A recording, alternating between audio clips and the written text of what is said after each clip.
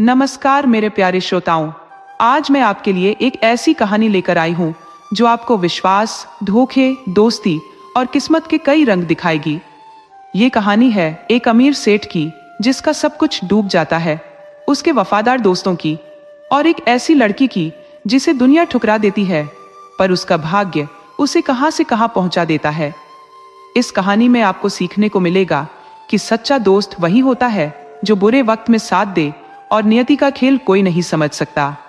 आइए कहानी शुरू करते हैं। पुराने जमाने की बात है। जयनगर नाम का एक नगर था जहां हीरालाल सेठ की तूती बोलती थी। नगर में उनका बड़ा नाम था। विदेशों से उनका सामान पानी वाले जहाजों से आता रहता था। वह इतना सस्ता सामान बेचते थे कि दूसरे नगर के भी व्यापारी उनके यहाँ सामान लेने आ जाते थे। सेठ हीरालाल का ब्याह उदयपुर में हुआ था। उनकी पत्नी गरीब घर की थी, मगर उनके अरमान ऊंचे थे। उसी ने सेठ को विदेश से व्यापार का सुझाव दिया था। उसी की बदौलत हीरालाल फर्श से अर्श पर पहुंच गए थे। सेठ की एक बेटी और एक बेटा था। बेटी का नाम जयंती था, जबकि बेटे का नाम शंकर था। अभी दोनों की उम्र कोई बहुत ज्यादा नहीं थी। बेटी जयंती बड़ी थी, वह 8 साल की थी, जबकि बेटा शंकर 5 साल का था। हीरालाल की पत्नी ने सलाह दी, आप अब जितना व्यापार चला रहे हो उतना ही काफी है। जैसे जैसे विस्तार को सोचोगे कठिनाइयां बढ़ती जाएंगी, आपका सुख चैन गायब हो जाएगा। सेठ बोला, अरे भाग्यवान, मैं एक व्यापारी हूं, कोई भिखारी नहीं कि जो मिल गया उसी में संतोष कर लूं। व्यापारी कभी संतोषी नहीं होता, उसे लालची होना चाहिए, उसके व्यापार का विस्तार होना चाहिए।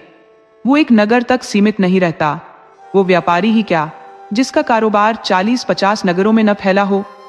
तुम औरत हो, बस देखती जाओ मैं क्या से क्या कर देता हूं। सेठ हीरालाल ने व्यापार के विस्तार के लिए सोचा कि मैं विदेश से इतना माल मंगाऊं कि दूसरे नगर में भी अपना व्यापार शुरू कर सकूं। हीरालाल ने अपनी किस्मत आजमाने के लिए जयनगर की सारी संपत्ति गिरवी रखकर उस पैसे से विदेश से माल मंगा लिया। हीरालाल को उम्मीद थी कि वह अपनी संपत्ति तो चुटकियों में छुड़ा लेगा और मुनाफे से विजयनगर में व्यापार शुरू करा देगा। लेकिन होनी को तो कुछ और ही मंजूर था।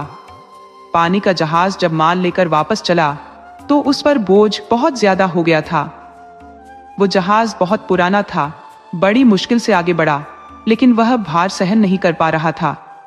जहाज में धीरे धीरे पानी भरने लगा। पहले तो उसमें छोटा सा छेद था, तो जहाज का खलासी ही उसे उलीच दे रहा था, मगर जैसे जैसे नाव आगे बढ़ रही थी, छेद और बड़ा होता जा रहा था।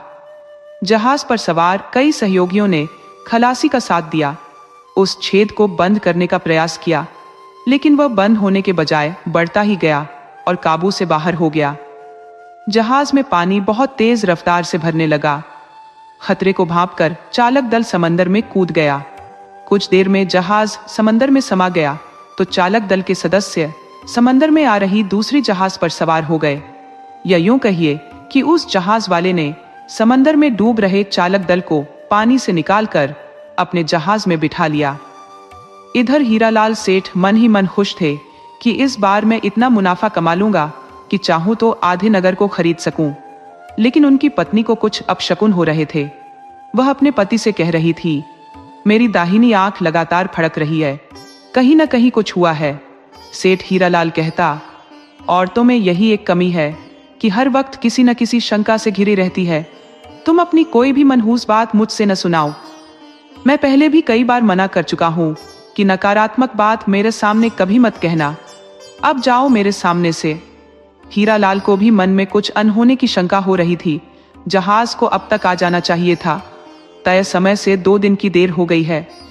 हीरालाल सेठ अभी मन में सोच ही रहा था कि जहाज के साथ गया उनका मुनीम भिखाराम आ गया और सेठ से बताया, मालिक, आप अपने दिल को मजबूत कीजिए, क्योंकि जो मैं बात सुनाने जा रहा हूं वो बहुत दुखद है।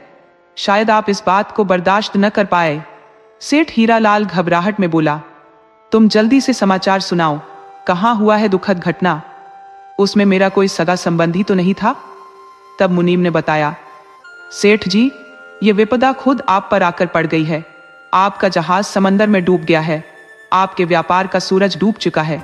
ये बात सुनते ही सेठ हीरालाल बेहोश होकर गिर पड़े। सेठ के बेटा बेटी पास ही थे।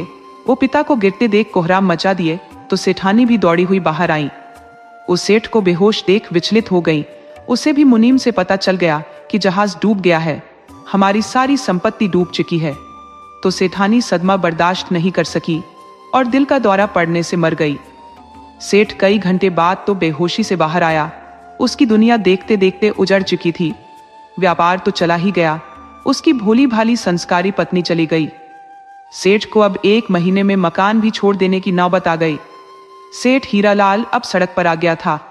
इस बात की खबर सेठ के एक दोस्त बनवारी को हुई तो वह अपने दोस्त की हालत पर बहुत चिंतित हुए। वो विजयनगर के व्यापारी थे। खबर सुनने के बाद वह अपने को रोक नहीं सके। वो जयनगर आ गए और हीरालाल सेठ से मिले। वह सेठ को दिलासा दिए, आपको घबराने की जरूरत नहीं है, हम आपके साथ हैं। व्यापार में घाटा और मुनाफा होता रहता है, हम उसे फिर से संभालेंगे। लेकिन अफसोस इस बात का है कि हम फिर से भाभी जी को वापस नहीं ला सकते। हम इन बच्चों की मां को नहीं ला सकते। यही एक क्षति अपूरणीय हुई है जिसे कोई दोबारा से पूरा नहीं कर सकता। सेठ बनवारी ने हीरालाल को बहुत पैसे की मदद की, जिससे कि वह अपना मकान और दुकान बचा लिए। लेकिन दुकान में अब सामान की जरूरत थी। तो राजगढ़ के सेठ धनपति भी अपने दोस्त हीरालाल का हाल सुनकर आ गए थे और उन्होंने भी हीरालाल की दुकान दोबारा से खड़ी करने में बहुत मदद की। हालांकि दुकान तो साख पर चलती है, हीरालाल का नाम जयनगर में खूब था। ऊपर से हीरालाल के प्रति लोगों की सहानुभूति थी। 1 साल में हीरालाल फिर से अपने पैरों पर खड़े हो गए, मगर अब उनमें दूसरे देश से माल मंगाने की चाहत नहीं थी। वह अपने बच्चों का पालन करने लगे और अपनी दुकान भी चलाने लगे। कई नगर के व्यापारियों ने हीरालाल को सलाह दी कि आप ब्याह कर लो। हीरालाल की दिली इच्छा भी थी कि मैं ब्याह कर लूं, लेकिन उनके दोस्त बनवारी लाल ने मना कर दिया था। ऐसी गलती कभी मत करना, तुम अपने जिंदगी संवारने के चक्कर में बच्चों की जिंदगी बर्बाद कर दोगे। तो हीरालाल ने भी गांठ बांध लिया था कि वो ब्याह नहीं करेगा। इस तरह 5 साल गुजर गए। हीरालाल सेठ का बेटा 10 साल का हो चुका था और बेटी तो 13 साल की हो चुकी थी। अब वह घर संभाल लेने के काबिल हो गई थी। घर की नौकरानी पर नजर रख सकती थी, उससे घर का काम करा सकती थी। तो बेटा पिता के साथ कारोबार में हाथ बटाने लगा था। उधर विजयनगर में सेठ बनवारी की पत्नी बीमार रहने लगी थी। सेठ बनवारी ने उसका बहुत इलाज कराया, फिर भी वह बच नहीं सकी। सेठ बनवारी पत्नी की मृत्यु को बर्दाश्त नहीं कर सका और गलत रास्ते पर चल पड़ा। वह अपना कारोबार नौकर और मुनीम के भरोसे छोड़ दिया और खुद दिन रात नशे में डूबा रहता। बनवारी का मुनीम इस चीज का खूब लाभ उठाया। उसने बनवारी का संग एक लंपट औरत से करा दिया। बनवारी औरत के लिए भूखा था ही, वह लंपट औरत पर तन मन धन सब हार गया और उससे ब्याह कर लिया। लेकिन औरत ने शर्त लगा दी, मैं तभी आपकी पत्नी रहूंगी जब आप मुझे अपनी जायदाद दे देंगे। मैं भोली औरत हूं, आपका क्या भरोसा, 2-4 महीने साथ रखकर मुझे त्याग दे तो फिर मैं कहां जाऊंगी। अगर आपको मेरा साथ चाहिए, पत्नी का प्यार चाहिए, तो कुछ तो त्याग करना ही पड़ेगा। बनवारी की मति मारी गई थी। वह औरत की चाल को नहीं समझ सका। सोचा कि जब यह मेरी पत्नी है तो फिर मेरी जायदाद इसके नाम रहे या फिर मेरे नाम रहे, क्या फर्क पड़ता है। उसने औरत के नाम अपनी दुकान और मकान कर दिया। अपने नाम मकान होते ही औरत असली रंग में आ गई। सेठ उससे प्रेमालाप करना चाहा तो वह सेठ को औकात याद दिला दी, मैं किसी भिखारी से प्यार नहीं कर सकती। सेठ बोला, मजाक छोड़ो, अब आ भी जाओ, मैंने अपना सब कुछ तुम्हारे नाम कर दिया है। औरत बोली, कोई खैरात में नहीं दिए हो, मैं बिना ब्याह किए तुम्हारे साथ 6 महीने से पत्नी की तरह रही हूं, वह सब उसी के खर्चे में है। अब यदि मेरा साथ चाहते हो तो कहीं दूसरी जगह से धन लाओ, कर्ज लो, चोरी करो, डाका डालो, जहां से भी हो पैसे लेकर आओ। अब इस घर और दुकान पर सिर्फ मेरा अधिकार है। इस घर में अब मेरा पति और बच्चे रहेंगे। तुम अपने पिल्ले के साथ ये घर छोड़ दो या शाम तक पैसे लाओ। पैसा लाओगे तो मुझे 2 पति रखने में कोई ऐतराज नहीं होगा। औरत की बात सुनकर बनवारी का नशा उतर गया। उसे समझते देर नहीं लगी कि यह लंपट औरत है। उसे यह जानकर और भी हैरानी हुई कि औरत उसके खुद के मुनीम की है। मुनीम उसे यह कहकर लाया था, मालिक, मैं आपकी गम की दवा ले आया हूं। ये दवा आपके लिए अमृत की तरह काम करेगी। ये औरत आपके सारे गम को मिटा देगी। आपके ऊपर जो दोहरा दबाव है वह शून्य हो जाएगा। आप कुछ ही दिनों में हल्का महसूस करने लगोगे। तो औरत ने मेरा सब कुछ लेकर बिल्कुल हल्का कर दिया। सेठ बनवारी ने कभी भी दोहरे चरित्र की औरत नहीं देखी थी। वह दिल से उसे अपनी पत्नी मान लिया था, लेकिन अपनी ही जाल में उलझ कर रह गया था। बनवारी बदहवास हो गया। वह अपना सुध बुद्ध खो बैठा, कुएं में कूद कर जान दे दिया। इस बात की खबर जब सेठ हीरालाल को हुई तो वह विजयनगर गया। वहां पता चला कि अब सेठ के पास कुछ भी नहीं बचा है। बनवारी का मुनीम अपनी पत्नी के सहारे सारा धन हड़प कर सेठ बन बैठा है। अब एक 10 वर्ष का बेटा है जिसका नाम भोला है। अब वो भीख मांगने के लिए मजबूर है। तो हीरालाल गिरधारी के बेटे को अपने साथ लेते आया और उसे अपने कारोबार में लगा दिया। भोला एक नौकर की तरह हीरालाल के घर में रहने लगा और घर के साथ साथ दुकान भी संभालने लगा। समय के साथ सेठ की बेटी जयंती सयानी हो गई तो हीरालाल सेठ ने उसका ब्याह जमुनानगर में करा दिया। वह ब्याह कर जमुनानगर चली गई। उधर सेठ हीरालाल को पता चला कि राजगढ़ के सेठ धनपति पर भी विपत्ति आन पड़ी है। धनपति पत्नी के साथ तीर्थ में गए थे, मगर वहां से वह जिंदा नहीं आ सके। वह पत्नी के साथ एक नदी में बह गए। उनका कुछ भी पता नहीं चला। उनकी एक बेटी थी जो सयानी हो चली थी। वो पिछले साल ही हीरालाल से मिले थे तो बोले थे, मित्र, एक अच्छा लड़का देखना, मुझे अपनी बेटी का ब्याह करना है। अच्छा तो यही रहेगा कि तुम अपने शंकर से ही उसका ब्याह करा दो। तब हीरालाल ने आश्वासन दिया था, जरूर ही मैं शंकर का ब्याह तुम्हारी बेटी से करा दूंगा, लेकिन शंकर अभी 15 साल का है। तुम्हारी बेटी भी लगभग उसी उम्र की है। अभी हम 2-3 साल और इंतजार कर ले, उसके बाद हम दोनों का ब्याह करा देंगे। लेकिन होनी को कुछ और मंजूर था। जब हीरालाल ने सुना कि धनपति नहीं रहा तो वह उसकी बेटी को लाने राजगढ़ चले गए कि उसकी बेटी को अपने घर ले आऊं और उसका ब्याह शंकर से कराकर अपना वादा पूरा कर लूं। लेकिन वहां जाने पर पता चला कि धनपति की सारी संपत्ति उनके ताऊ के बेटों ने हड़प ली है। धनपति की बेटी रेशम भी अब यहाँ नहीं है। उसे भी ताऊ के बेटों ने भगा दिया है, तो वह रिश्ते की किसी मौसी के घर चली गई है। अब उसकी मौसी कहाँ की है, अपनी है या गैर है, किस नगर में रहती है, इस बात की खबर किसी को नहीं है। इतना पता करने के बाद सेठ हीरालाल अपने नगर लौट आए। वह आने के बाद अपने बेटे शंकर से सारा हाल बताए। मेरे 2 दोस्तों ने मेरे बुरे वक्त में बहुत मदद किए थे। एक दोस्त का बेटा भोला है, तुम इसे अपना भाई समझना। इसे अपने रोजगार में आधे का साझेदार बना लेना, क्योंकि मेरा रोजगार इसके पिता द्वारा ही खड़ा किया गया है। मैं अपने दूसरे दोस्त धनपति के पास गया था, लेकिन वह नहीं रहा, उसकी पत्नी भी नहीं रही, उसका धंधा रोजगार कुछ भी नहीं रहा। उसकी एक बेटी थी, अब वह भी पता नहीं कहाँ है। मैंने धनपति को आश्वासन दिया था कि उसकी बेटी को ही अपनी बहू बनाऊंगा, लेकिन जब वह मिली ही नहीं तो अब मैं क्या कर सकता हूं। शंकर बोला, पिताजी, आपको उस लड़की का पता लगाना चाहिए, क्योंकि वह आपके ऐसे दोस्त की बेटी है कि वैसा दोस्त आजकल धरती पर सबके नहीं मिलते। आप सौभाग्यशाली रहे हो कि आपके दोस्त किसी फरिश्ते से कम नहीं थे। आप उसकी बेटी का पता लगाओ। यह मैं इस लालच से नहीं कह रहा कि मैं उसे पत्नी बनाना चाहता हूँ, बल्कि एक दोस्त के वादे को पूरा करने के लिए बोल रहा हूँ। मुझे तो यह भी पता नहीं कि वह गोरी है या काली है, चतुर है या मंदबुद्धि है, लेकिन आपके वचन की लाज रखने के लिए तैयार हूँ। हीरालाल सेठ बोले, बेटा शंकर, मैं उस लड़की का पता 6 माह तक लगवाऊंगा।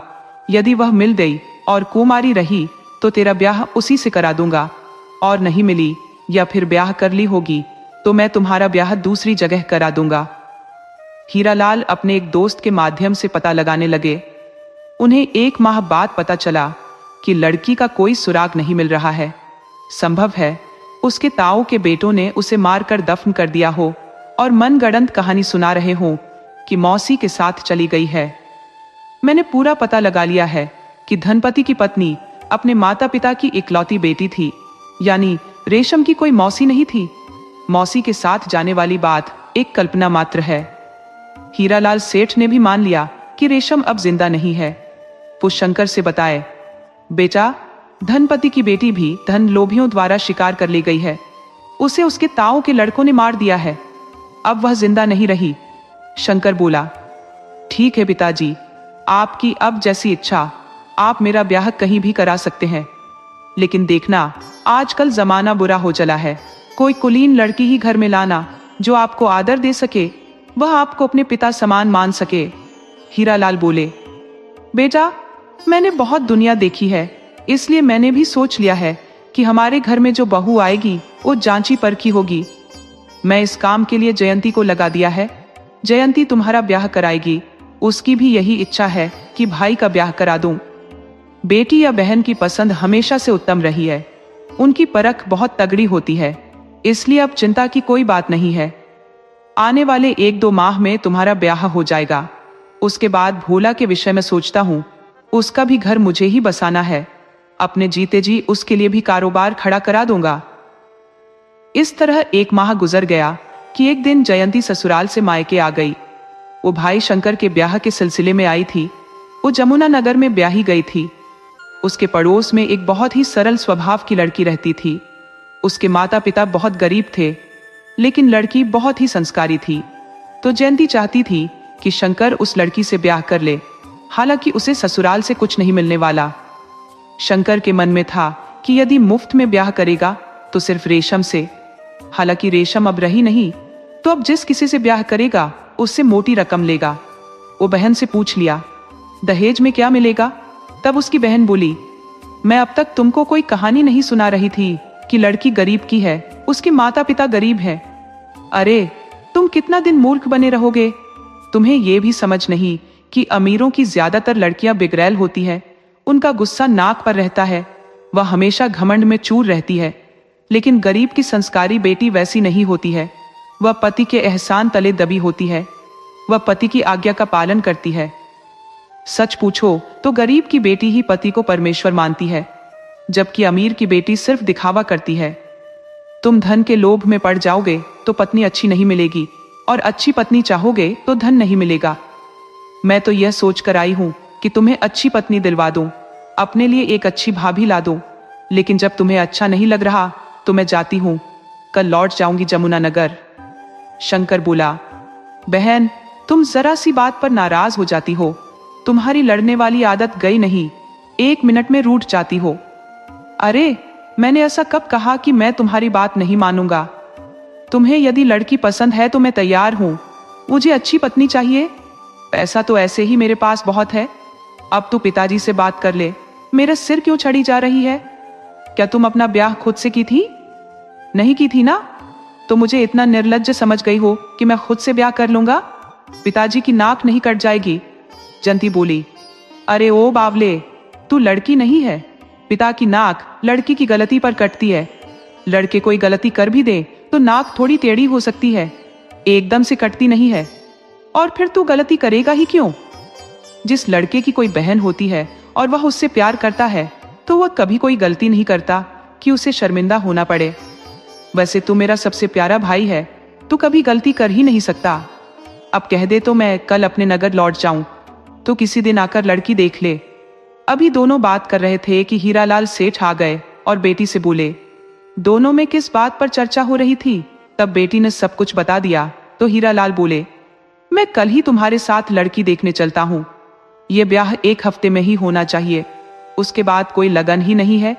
कल ही गोबर पंडित बता रहे थे। लड़की बोली, पिताजी, ये गोबर पंडित कौन है? हीरालाल बोले, अरे, वही पुराने वाले गोवर्धन पंडित है। लोग उन्हें आधी नाम से ही बुला देते हैं। तब जयंती बोली, आप लोगों को छोड़िए, आप आदर से उनका नाम लीजिए। मानना है तो मन से, वरना ये पंडितों का चक्कर छोड़िए।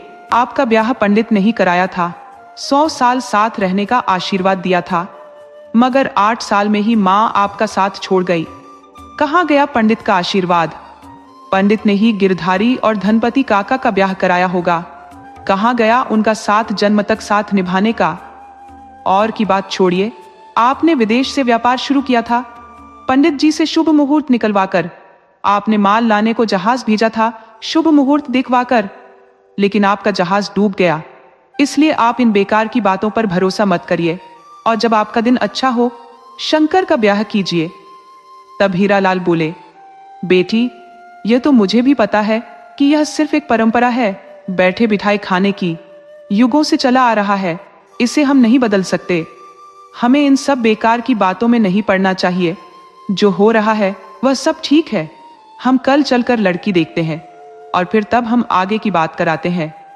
हीरालाल बेटी के साथ जमुना नगर गए और उस लड़की को देख आए। लड़की बहुत सरल स्वभाव की थी, साथ में शर्मीली थी। हीरालाल को लड़की बहुत पसंद आई, तो हीरालाल ने गोवर्धन पंडित को बुलाकर दोनों की कुंडली का मिलान कराया। तब गोवर्धन पंडित ने बताया, दोनों की कुंडली का मिलान अति शुभ है। दोनों की जोड़ी जन्म जन्म तक बनी रहेगी। आप आंख बंद करके बेटे का ब्याह कीजिए। फिर क्या था, एक हफ्ते में ही काजल शंकर की पत्नी बनकर शंकर के घर आ गई। वह बहुत संस्कारी थी। वह पति, ससुर और भोला का ख्याल रखती थी। भोला अपने को घर का नौकर ही समझता था तथा शंकर की पत्नी को दीदी कहकर बुलाता था। हीरालाल अब चाहते थे कि भोला का भी ब्याह करा दूं और उसे एक अलग से गल्ले की दुकान खुलवा दूं। वह दुकान उसकी खुद की हो। उसके लिए एक अलग से घर भी तो चाहिए। हीरालाल ने भोला के लिए एक अलग से मकान खरीद लिया तथा अब एक दुकान के जुगाड़ में लगे थे। इस बात की भनक भोला को लगी कि चाचा जी मेरे लिए अलग व्यवस्था कराने जा रहे हैं, तो वह रोने लगा। नहीं, मैं अलग नहीं रह सकता। रहूंगा तो आप लोगों के साथ, वरना कहीं भी चला जाऊंगा। दुनिया इतनी बड़ी है, मुझे भोजन की कोई कमी नहीं होगी। हीरालाल उसकी स्थिति देखकर इरादा बदल लिए। सोचे कि पहले इसकी शादी करा दूंगा, उसके बाद उसको अलग से धंधा कराऊंगा। उन्होंने 4-5 साल के लिए भोला के लिए प्लान टाल दिया और आराम से रहने लगे।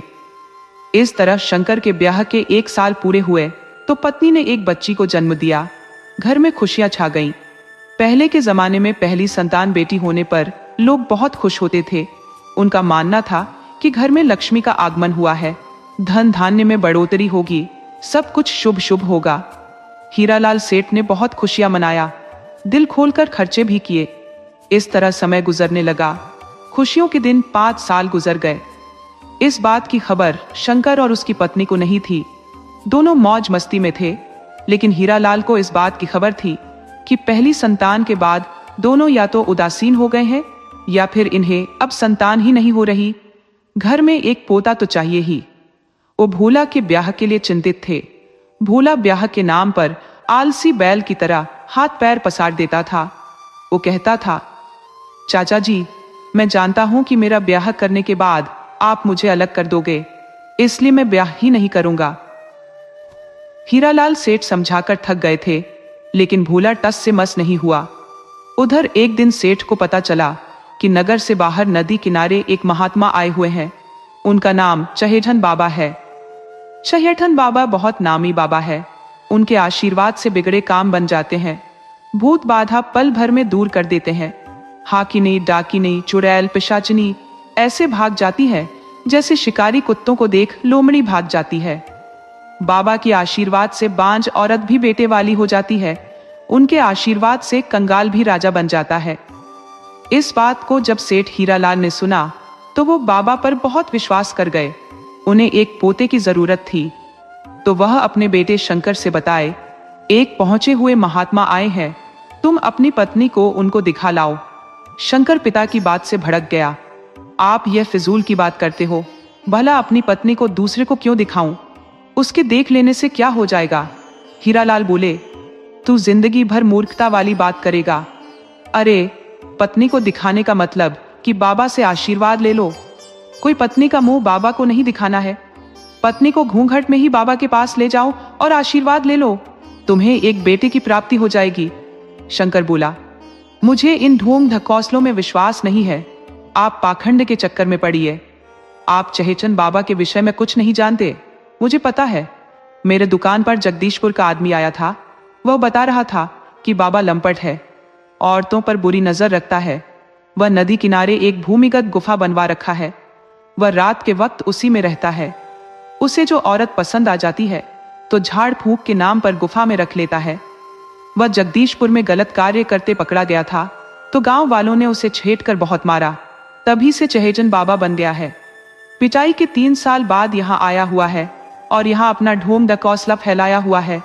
हीरालाल बोले, तुम्हें नहीं जाना हो तो मत जाओ, मैं बहू को लेकर जाऊंगा। और उससे आशीर्वाद ले आऊंगा। शंकर बोला, नहीं, वहां मेरी पत्नी नहीं जाएगी। आपको जाना हो तो खुद जाओ। हीरालाल बोले, यह भी ठीक है, बहू को साथ क्या ले जाना। मैं बहू का कोई कपड़ा लेकर चला जाऊंगा, इससे भी पता चल जाएगा कि बाबा असली है या नकली है। बड़े महात्मा कपड़े से ही औरतों को आशीर्वाद दे देते हैं, वह किसी औरत को अपना चरण भी छूने नहीं देते। हीरालाल पहुंच गए उस स्थान पर। देखा कि बाबा के यहाँ बहुत भीड़ लगी हुई है, लेकिन बाबा किसी को भी अपना चरण छूने नहीं देता। औरतों को दूर से ही फेंक कर फल देता है या फिर कोई उपाय बताता है। ज्यादातर बेटे की कामना वाली औरतों को बताता है, कल भोर के वक्त पास वाले जंगल में चली जाना, वहां एक तालाब है, उसमें 3 बार डुबकी लगाना, फिर गीले कपड़े में ही वहां से दूर निकल जाना, पीछे पलटकर मत देखना, कपड़ा दूर जाने के बाद बदलना। ध्यान रहे कि कपड़ा बदलते समय वो तालाब दिखना नहीं चाहिए, तुम्हें बेटे की प्राप्ति हो जाएगी। अगर उसके बाद भी कोई प्रॉब्लम होती है तो मुझसे मिलना या अपने पति को भेज देना। औरतों को यहाँ आने की कोई जरूरत नहीं है। फिर कई बार आकर थक चुकी औरतों को अलग से सलाह देता। जंगल के अंदर एक पीपल का पेड़ है, उसमें लाल धागा बांध देना और पीतल के लोटे से जल चढ़ा देना, लौटा को वहीं छोड़ देना, लौटते वक्त पीपल के पेड़ की तरफ नहीं देखना। इस तरह बाबा अलग अलग तरीके से लोगों को उपाय बता रहा था। हीरालाल ने भी अपना गरज कहा, मैं बहू का कपड़ा लेकर आया हूं, मेरी बहू को बेटा चाहिए, आप कृपा करके कोई उपाय बताइए। तब चहेतन बाबा ने कहा, तुम अपनी बहू को कहो कि वह कल सुबह भोर के वक्त सूर्योदय से पहले जंगल में जाकर तालाब में स्नान करे और स्नान के बाद गीले कपड़े में ही तालाब से दूर चली जाए, जहां से तालाब नहीं दिखाई पड़े। उसके बाद अपना कपड़ा बदले और घर चली जाए, उसकी मनोकामना पूरी हो जाएगी। हीरालाल सेठ खुशी खुशी घर चला आया और बहू से बताया, तुम बाबा चहेतन के कहे अनुसार कार्य कर दो तो हमारे घर पोता आ जाएगा। तुम कल भोर में शंकर के साथ चली जाना और स्नान करके चली आना। सेठ ने सारी बात बता दी कि तुम्हें किस तरह स्नान करके आना है। तब बहू बोली, पिताजी, आप जानकर भी अनजान बन जाते हो। उनकी आदत है हर काम में कमी निकालने की, उनसे कह दी तो वह कभी नहीं जाएंगे। आप मेरे भी पिता हो, आप खुद ही मेरे साथ चलो। आप तालाब से दूर ही खड़े रह जाना, मैं आकर वहीं आपसे कपड़े ले लूंगी। आप आगे निकल जाना, मैं कपड़े पहनकर आपके साथ हो लूंगी। अब इसमें उनसे सिफारिश और मान मनोबल की कोई बात नहीं है। अरे, हम तो प्रयास करेंगे कि जब सुबह में वह सोए रहे तभी हम घर लौट आए। हीरालाल बोला, अब बुढ़ापे में मुझे ही परेशान करोगी तो चलो ठीक है, मैं चलूंगा। दूसरे दिन भोर में हीरालाल अपनी बहू को लेकर जंगल में चला गया। आधी रात से ही मौसम खराब था, मगर भोर में तो मौसम का मिजाज खतरनाक हो गया। आसमान से बिजली कड़क रही थी और बारिश शुरू हो गई थी। जल्दी से दोनों जंगल में गए। हीरालाल ने दिखा दिया, देखो उस सामने तालाब है, वहां बहुत सारी औरतें स्नान कर रही हैं। देखना किनारे से ही डुबकी लगाकर चली आना, अंदर मत जाना, ये जंगल के तालाब बहुत गहरे होते हैं। हीरालाल सेठ की बहू तुरंत तालाब के पास चली गई तो सेठ एक पेड़ के पास खड़ा हो गया। अब वर्षा इतनी जोर पकड़ ली थी कि कपड़ा बदलने का कोई मतलब नहीं रह गया था। साथ लाया हुआ कपड़ा पूरी तरह भीग चुका था। औरत जल्दी से स्नान करके आई और बोली, पिताजी, अब कपड़ा बदलने की जरूरत नहीं है, मैं उस कपड़े को ऊपर से ओढ़ लेती हूँ और हम जल्दी से घर चलते हैं। सेठ बोला, हाँ बहुत जल्दी चलो, ये आसमान से रह रह कर बिजली गिर रही है, मुझे बिजली से बहुत डर लगता है। दोनों जल्दी से आगे बढ़े कि तभी आसमान से एक उल्का पिंड की तरह बिजली आकर दोनों के ऊपर गिर गई और दोनों वहीं ढेर हो गए। अब बिजली का गिरना जारी रहा। कुल 21 लोग मारे गए। सब के सब चहेतन बाबा की तरफ से भेजे आए थे। जब इस बात की जानकारी चहेतन को हुई कि मेरे द्वारा जंगल में भेजी गई सभी औरतें पति या संबंधियों के साथ मारी गई हैं, तो बाबा के पसीने छूटने लगे। उसके दखौसले के चलते सभी लोग मारे गए थे। अब वह जान गया कि और कुछ देर तक यहाँ रहा तो लोग उसकी जनाजा निकाल देंगे। वो जल्दी से तैरकर नदी पार कर गया और भाग गया। सुबह होते होते इस घटना की खबर पूरे नगर में फैल गई। शंकर ने देखा कि उसकी पत्नी घर में नहीं है, उसके पिता भी नहीं है। वह भोला से पूछा तो भोला ने भी अनभिज्ञता जताई, मैं तो सोया था, चलो पता करो कि दोनों कहाँ है। जब दोनों शंका बस भागकर जंगल गए तो उनकी दुनिया उजड़ चुकी थी। शंकर के पिता और शंकर की पत्नी दोनों बिजली की चपेट में आ गए थे। शंकर और भोला दोनों भागकर नदी के तट पर गए कि साले चहेजन का खबर लेते हैं, लेकिन जब दोनों नदी किनारे गए तो चहेजन भाग चुका था। अब दोनों ने उन दोनों का क्रियाकर्म किया। शंकर की बहन जयंती आ गई थी। वो शंकर पर बहुत नाराज थी। तुमने अपनी पत्नी पर अंकुश नहीं लगाया। पिता की भी मति मारी गई थी कि ढकोसले में विश्वास कर लिए। ढकोसले ने उनकी जान ले ली। क्रियाकर्म के बाद जयंती चली गई और 1 साल तक फिर वापस नहीं आई। शंकर इकलौती नन्ही सी बेटी को पालता रहा।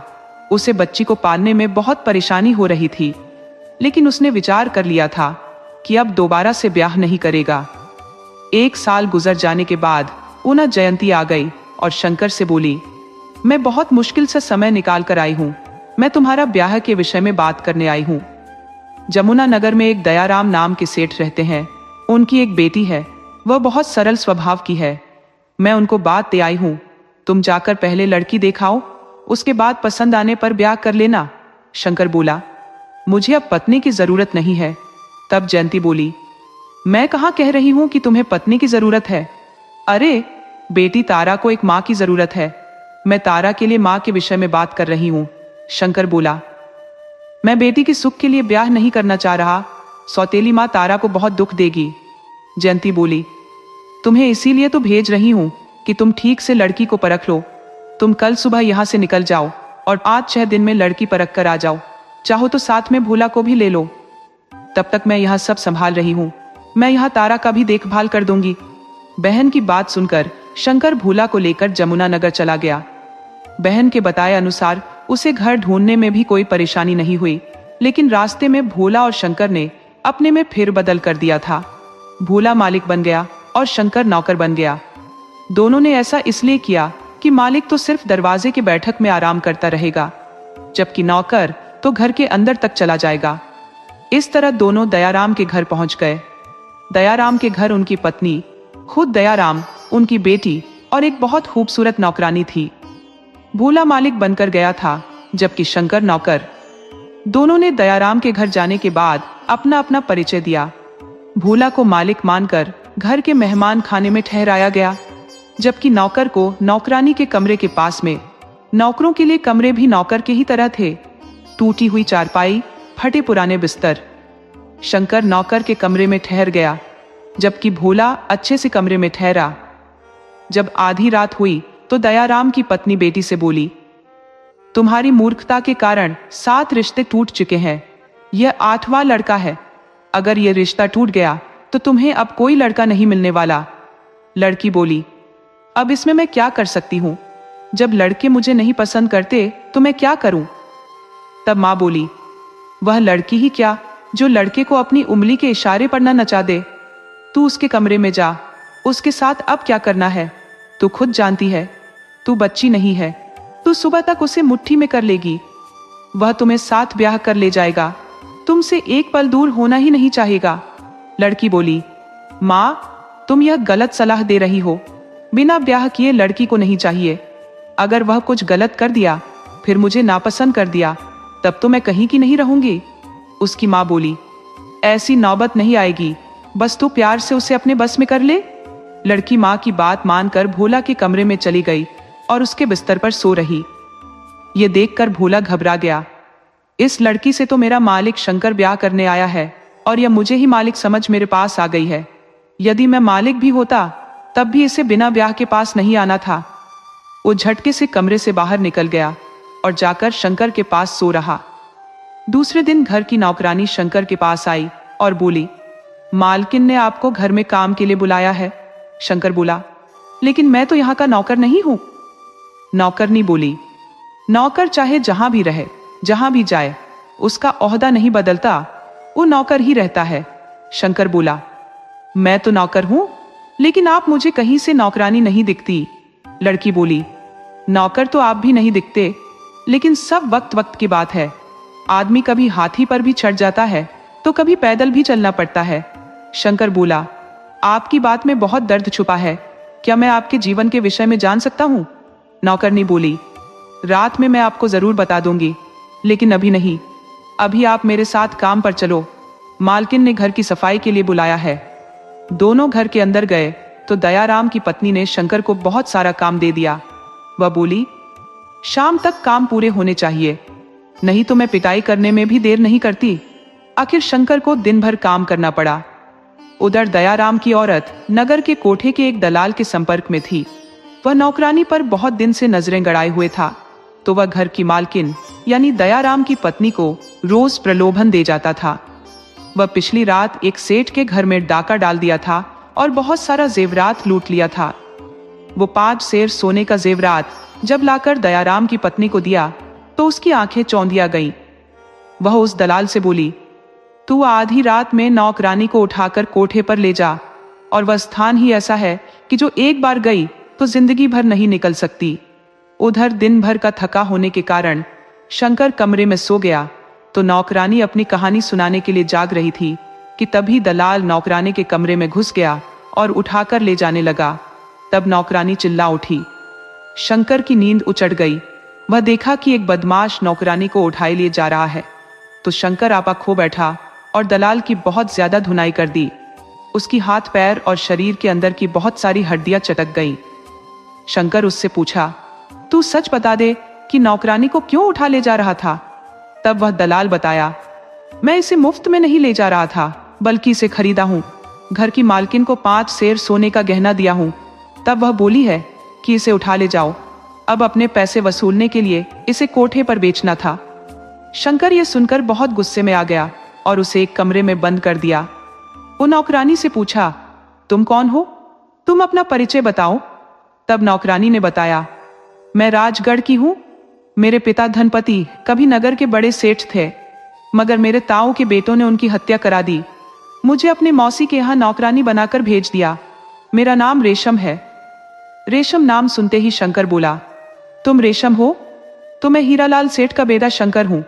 इस वक्त मैं दयाराम की बेटी के चरित्र को परखने आया था, इसलिए नौकर बना था, और जो मालिक बना है वह भी नौकर नहीं है, लेकिन संयोग से मेरे यहाँ अभी नौकर है। कभी तुम्हारे पिता तुम्हारा हाथ मेरे हाथ में देना चाहते थे, लेकिन बाद में तुम मिली ही नहीं। मुझे अब जाकर मिली हो। अब मैं तुम्हें अपनी पत्नी बनाना चाहता हूँ।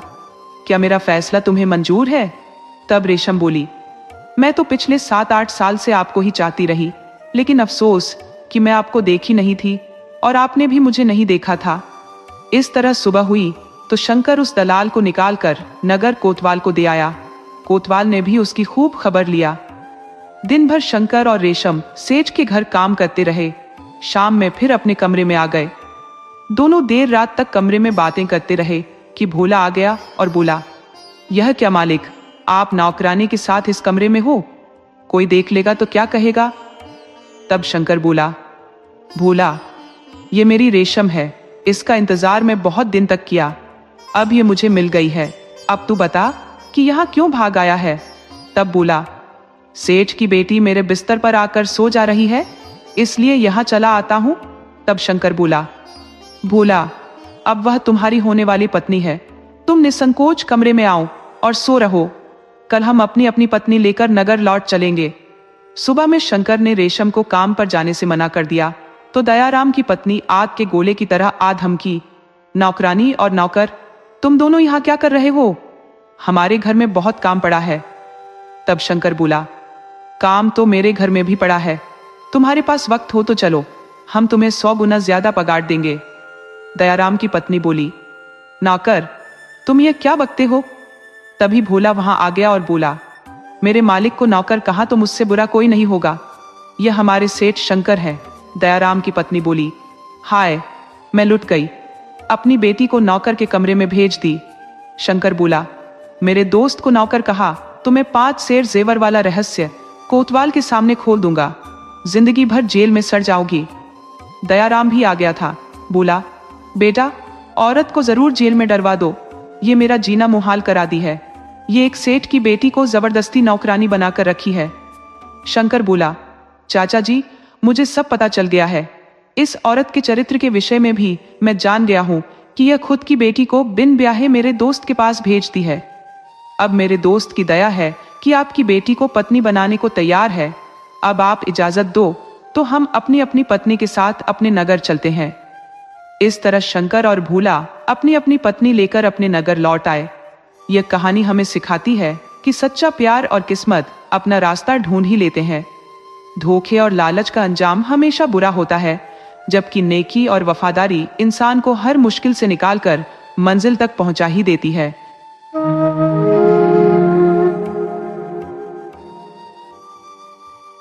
आज मैं आपके लिए एक बहुत ही रोमांचक और दिल को छू लेने वाली कहानी लेकर आई हूं।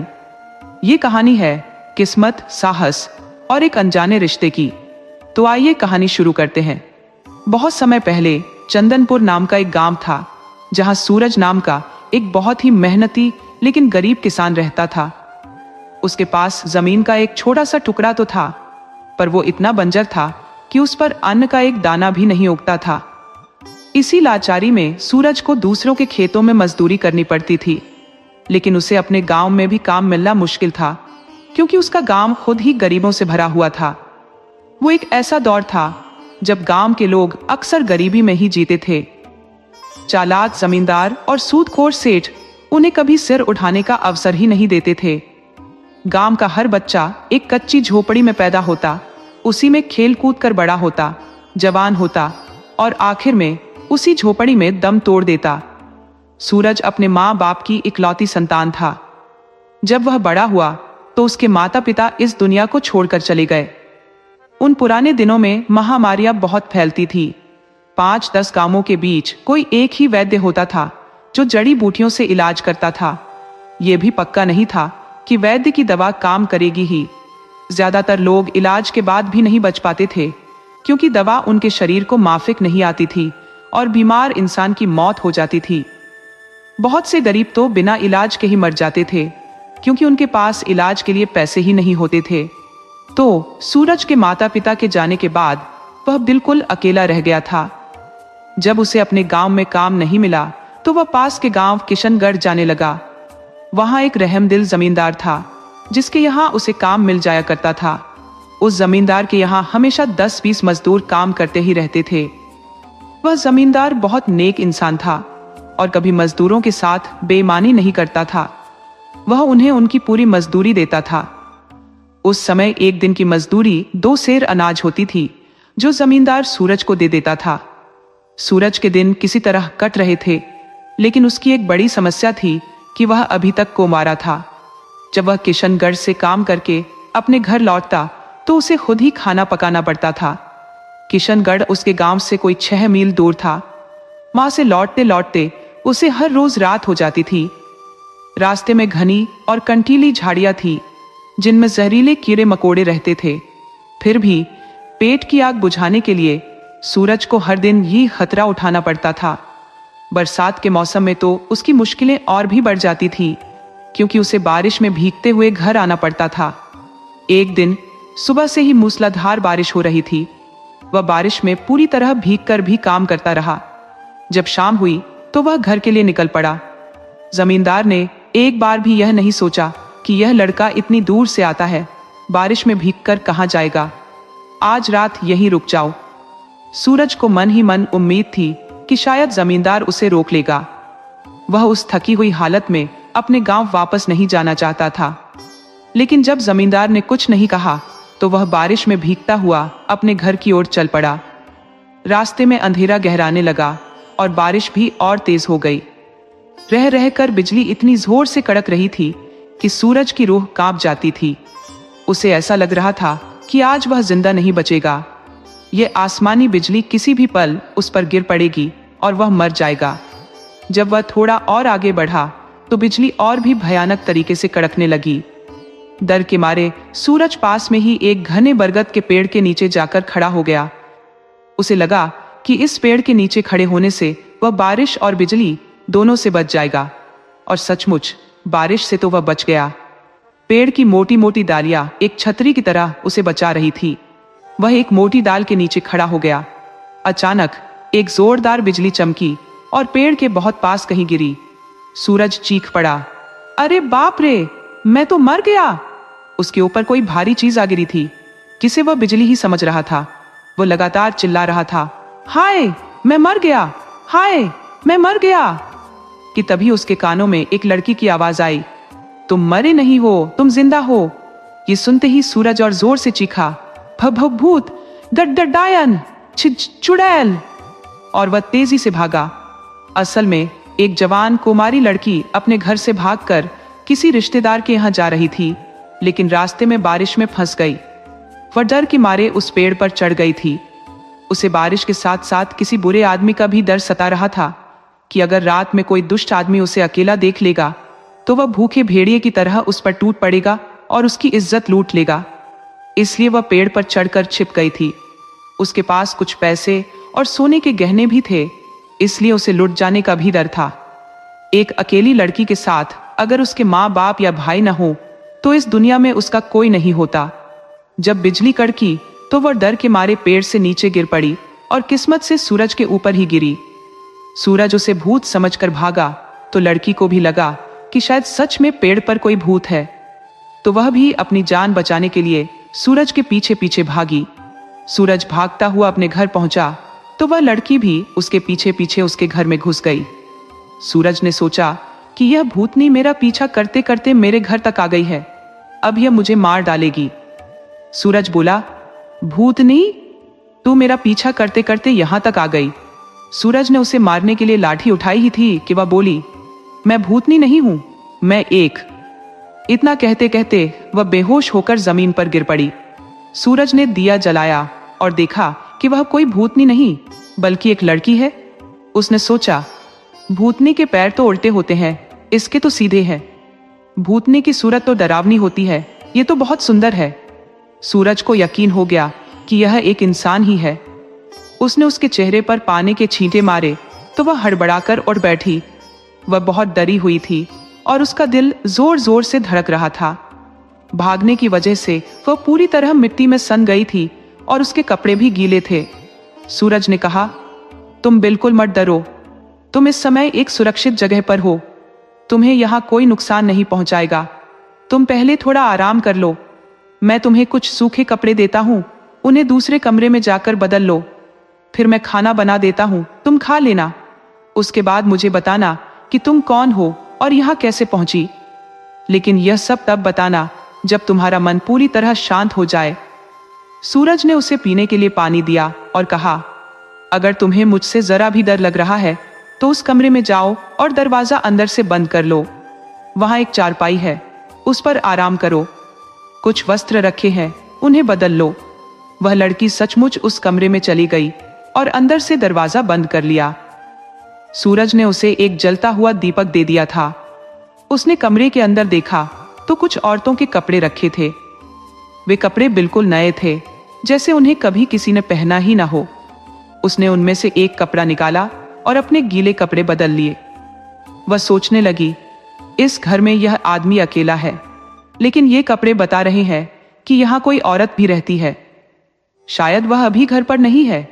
कहीं यह मुझे बहलाने फुसलाने की कोई चाल तो नहीं चल रहा। शादीशुदा मर्द तो कुंवारों से भी ज्यादा खतरनाक होते हैं। उन्हें औरतों को अपनी बातों में फंसाने का तजुर्बा होता है।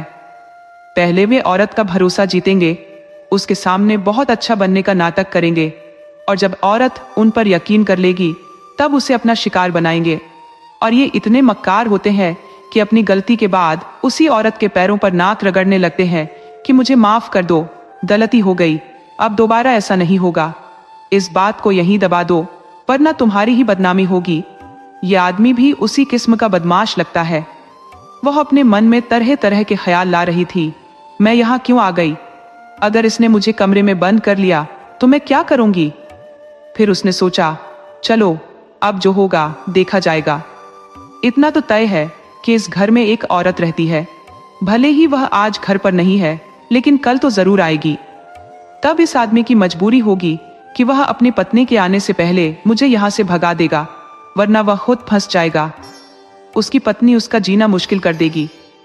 थोड़ी देर बाद सूरज ने दरवाजे के बाहर से आवाज दी, लड़की, खाना तैयार है, आकर खा लो।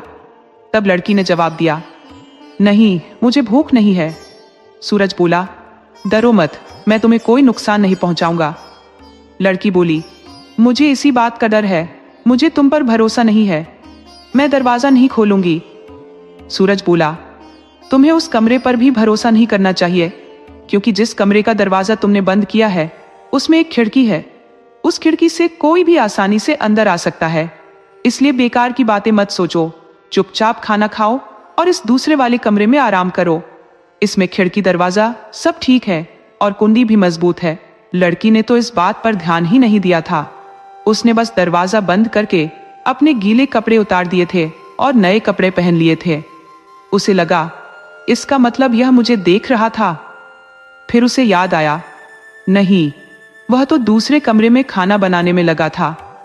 जब सूरज ने देखा कि वह कुछ नहीं बोल रही तो वह खाना लेकर खिड़की के पास आ गया और बोला, अगर खाना खाने में शर्म आ रही है तो यहीं खा लो, लेकिन सोना दूसरे कमरे में ही, क्योंकि यह कमरा सुरक्षित नहीं है। लड़की ने बिना कुछ बोले खाना खा लिया। उसकी नजरें लगातार सूरज पर टिकी थी। उसने खिड़की से देखा कि सूरज बरामदे में चारपाई बिछाकर सो गया है, तो वह जल्दी से दरवाजा खोलकर दूसरे कमरे में गई, लेकिन वहां तो चारपाई थी ही नहीं। लड़की बोली, इस कमरे में चारपाई नहीं है, तुम मुझे बेवकूफ बना रहे हो। सूरज बोला, तुम जिस कमरे में थी चारपाई उसी में है, उस चारपाई पर सो जाओ। लड़की गुस्से से भड़क उठी, लगता है तुम्हारी नीयत खराब हो गई है, तभी मुझे उल्टी सलाह दे रहे हो। भला मैं उस कमरे में सोकर इस कमरे का दरवाजा कैसे बंद कर सकती हूँ? सूरज बोला, पहली बात, मेरी नीयत पर शक मत करो। अगर मैं जरा भी गलत होता तो तुम अब तक बोलने के लायक नहीं बचती। दूसरी बात, तुम अक्ल की अंधी हो। उस कमरे की चारपाई उठाकर इस कमरे में ले आओ और फिर दरवाजा बंद करके सो जाओ। मुझे अब तुम्हारे बारे में कुछ नहीं जानना है। सुबह मेरे जागने से पहले जहां से आई हो या जिसकी पत्नी हो उसके पास चली जाना। लड़की बोली, खबरदार, जो मुझे किसी की पत्नी कहा तो? मैं अभी कुंवारी हूं। तुम शादीशुदा हो तो तुम्हें सब शादीशुदा ही नजर आते हैं। सूरज बोला, मुश्किल तो यही है कि मैं भी कुंवारा हूं। लड़की बोली, खूब झूठ बोल लेते हो। यह साड़ी और दूसरे कपड़े क्या तुम खुद पहनते हो? सूरज बोला, मुझे बहुत नींद आ रही है, मैं दिन भर का थका हुआ हूं, मुझे सोने दो और तुम भी सो जाओ। लड़की ने चारपाई दूसरे कमरे में लाकर दरवाजा बंद कर लिया और सो गई। लेकिन उसे नींद नहीं आई। वह बहुत थकी हुई थी, फिर भी एक अनजाने डर से उसका दिल घबरा रहा था। वह बार बार उठकर खिड़की से सूरज को देखती रहती कि वह क्या कर रहा है। कहीं वह रात में उठकर दरवाजा तोड़कर अंदर घुस गया तो क्या होगा? वह बार बार खिड़की को भी देखती कि कहीं वह कमजोर तो नहीं है। इसी तरह सोचते सोचते रात गुजर गई। सुबह होने के करीब उसे नींद आई और वह गहरी नींद में सो गई। उधर सुबह जब सूरज उठा तो उसने खिड़की से झांक कर देखा कि लड़की अभी तक सो रही है। उसने जल्दी से खाना बनाया और खा लिया। फिर वह खिड़की से उसे जगाने लगा, अरे ओ लड़की, सुबह हो गई है, क्या तुम्हें अपने घर नहीं जाना? लड़की ने कोई जवाब नहीं दिया। कई बार बुलाने के बाद उसने कहा, मुझे तंग मत करो, सोने दो। सूरज को काम पर जाना था, इसलिए वह घर के बाहर ताला लगाकर चला गया। उधर लड़की थकान की वजह से बेसुध सो रही थी। वह रात में 3 मील दौड़कर आई थी। उसने अपनी पूरी जिंदगी में कभी इतना नहीं दौड़ा था। वह दोपहर तक सोती रही। जब वह जागी और दरवाजा खोला तो बहुत परेशान हुई। घर में कोई नहीं था और बाहर से दरवाजा बंद था। उसने घर के पीछे की तरफ एक और दरवाजा देखा तो उसे समझ आया कि यह आदमी भले ही गरीब है, मगर उसने घर में व्यवस्था अमीरों जैसी कर रखी है। घर के पीछे औरतों के नहाने और फ्रेश होने का इंतजाम था। लेकिन उसे यह भी महसूस हुआ कि उस जगह का लंबे समय से इस्तेमाल नहीं हुआ था, तो पहले उसने उस जगह को इस्तेमाल किया। घर के अंदर सूरज 4-5 मटके पानी भरकर गया था, इसलिए लड़की को कोई दिक्कत नहीं हुई। फ्रेश होने के बाद उसने स्नान किया। फिर घर के अंदर देखा तो खाना तैयार रखा था। उसने फटाफट खाना खाया और फिर बिना कोई चिंता किए आराम से सो गई। उसे वहां बहुत सुकून महसूस हो रहा था। उधर जब रात हुई तो सूरज वापस आया, लेकिन उसके आने से पहले ही लड़की ने खाना बना दिया था। वह मन ही मन सोच रही थी कि यह घर मेरे लिए अच्छा रहेगा। घर का आदमी भी बहुत संयम वाला और नेक है। ये एक अच्छा पति साबित हो सकता है, बहुत मेहनती भी है, और मेरा तो अब इस दुनिया में कोई है भी नहीं। अगर मैं अपने सौतेले भाइयों के हाथ लग गई तो वे मुझे काट डालेंगे। वह यह सब सोच ही रही थी कि बाहर का दरवाजा खुला। सूरज घर के अंदर आया तो लड़की बहुत नाराज होने का नाटक करते हुए बोली, तुम बहुत बदमाश आदमी हो, मुझे घर में बंद करके चले गए थे। मैं तो कब की अपने घर चली गई होती, रोक लिया ना तुमने मुझे। सूरज बोला, अरे पगली, मैंने तुम्हें जगाने की बहुत कोशिश की थी लेकिन तुम उठी ही नहीं, तो मुझे मजबूरी में घर में ताला लगाना पड़ा। तुम कल सुबह चली जाना। तुम एक लड़की हो, तुम्हारा किसी अनजान के घर रुकना ठीक नहीं है।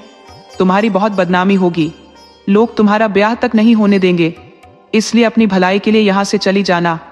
लड़की बोली, ये उपदेश बाद में देना, पहले खाना खा लो। मैं जब घर में अकेली थी तो सोचा खाना बना देती हूँ। सूरज ने हाथ मुंह धोकर खाना खाना शुरू किया तो वह अपनी उंगलियां चाटता रह गया।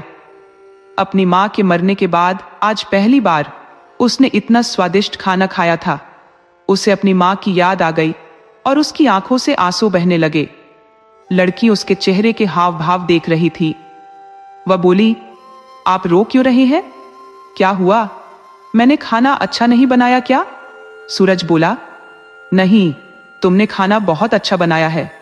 ऐसा खाना सिर्फ मेरी मां बनाती थी। कम चीजों में भी इतना स्वादिष्ट खाना बनाने की कला सिर्फ मां में ही थी। लेकिन 5 साल पहले वह गुजर गई। आज मुझे उनकी याद ताजा हो गई। मां चाहती थी कि मेरे जीते जी इस घर में बहू आ जाए। उन्होंने नए कपड़े भी खरीद लिए थे। अब वह गहने बनवाने वाली थी कि बीमार पड़ गई। उनके इलाज में उनके खुद के गहने भी बिक गए, लेकिन वह बच नहीं सकी। उनके जाने के 2 दिन बाद ही पिताजी भी चले गए। मां के सारे अरमान अधूरे रह गए। तुम जो कपड़े पहनी हो वह मां ने अपनी बहू के लिए ही खरीदे थे।